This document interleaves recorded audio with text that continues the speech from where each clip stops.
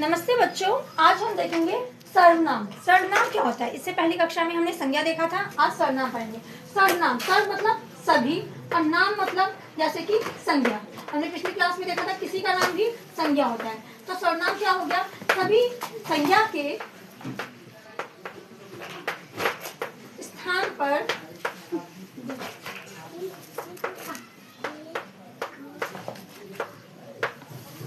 प्रयोग किए जाने वाले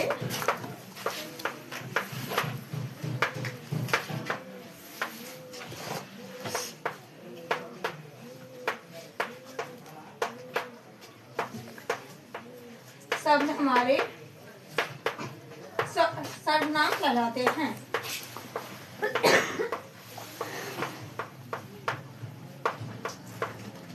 जैसे कि हम कहेंगे कि कोई लड़का है, उसका नाम लेके कि राम स्कूल जाता है या सीता नाचती है, तो हम बार बार उसका नाम ना प्रयोग करके वहाँ पे हम वह का प्रयोग करेंगे।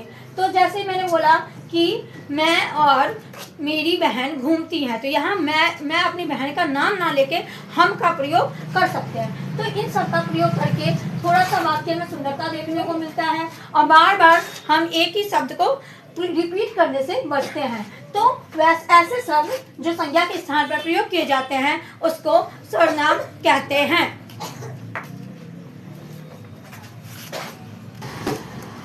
अब हम देखेंगे संज्ञा सर्वनाम के प्रकार या भेद। तो सर्वनाम के 6 भेद होते हैं। कौन कौन से ये देखते हैं।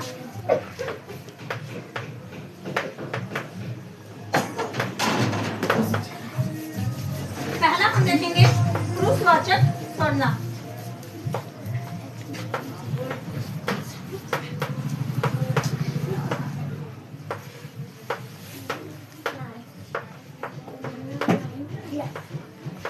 दूसरा हम देखेंगे निजवाचक सर्वनाम।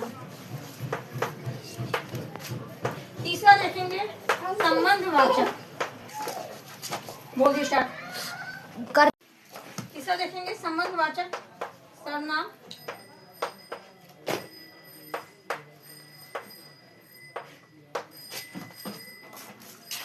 चौथा देखेंगे हम निश्चयवाचक।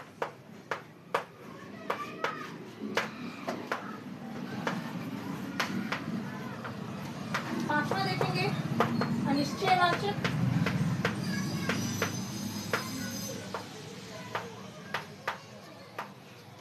और छठा देखेंगे हम प्रश्नवाचक।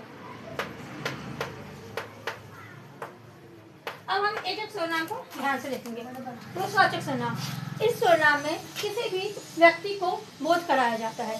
जैसे कि किसी व्यक्ति के बारे में बात हो रही होगी। ये सर्वनाम 3 प्रकार के होते हैं। पहला होता है कि उत्तम पुरुष, मध्यम पुरुष, पुरुष और निम्न पुरुष, या फिर पहला पुरुष, द्वितीय पुरुष, तृतीय पुरुष। इसमें क्या होता है कि पहला पुरुष वो होता है जो करता है। जैसे यहाँ पे मैं बोल रही हूँ तो मैं क्या है, पहला पुरुष है। मेरे बच्चे मुझे सुन रहे हैं तो तुम क्या है, दूसरा पुरुष है। मतलब जो सुनने वाले होते हैं वो द्वितीय पुरुष होते हैं। और जो तृतीय है, जिसके बारे में अगर मैंने इनको ये बताया कि राम नाच रहा है या सीता भाग रही है, तो जो तीसरा राम सीता जिसके बारे में हम बात कर रहे हैं वो हमारा अन्य पुरुष है। इसके बाद देखेंगे निजवाचक सर्वनाम। निजवाचक सर्वनाम में जो क्रिया होती है वो कर्ता होता है, वो अपना काम स्वयं करना चाहता है या स्वयं करता है, उसका खुद का कार्य होता है। जैसे कि मैं अपना काम स्वयं कर लूंगी तो यहाँ अपना जो है, या वो खुद खाना बना लेगी तो यहाँ खुद जो है वो निजवाचक सर्वनाम है। तीसरा संबंधवाचक। संबंधवाचक सर्वनाम ऐसे सर्वनाम होते हैं जो एक वाक्य दूसरे वाक्य पे निर्भर करते हैं। जैसे कि जो जैसा पढ़ेगा वो वैसा भरेगा, या जो जैसा करेगा वो वैसा भरेगा, तो जैसा करेगा वैसा भरेगा। ये हमारे संबंधवाचक सर्वनाम में आते हैं। तीसरा होता है निश्चयवाचक सर्वनाम। निश्चयवाचक सर्वनाम वो सर्वनाम होते हैं जिसमें किसी चीज की निश्चयता होती है, चाहे वो कोई पुरुष हो या कोई चीज हो जो निश्चय है किसी का है। जैसे यह मेरा घर है या वह उसकी किताब है, तो यहाँ वह जो है वो हमारा निश्चयवाचक सर्वनाम कहलाएगा।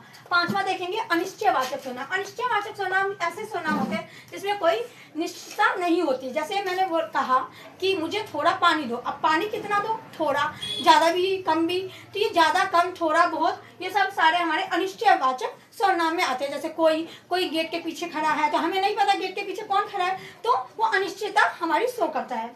लास्ट आता है हमारा प्रश्नवाचक सर्वनाम। ये सर्वनाम हमारे सवाल पूछने के लिए प्रयोग किए जाते हैं। जैसे कि मैंने बोला कि क्या यह मेरा घर है, तुम किसी को क्यों मारते हो, क्यों तुम घूमने जाते हो। तो जहाँ पे हम किसी से कोई प्रश्न पूछते हैं तो वहाँ पे हमारा प्रश्नवाचक सर्वनाम आता है। धन्यवाद।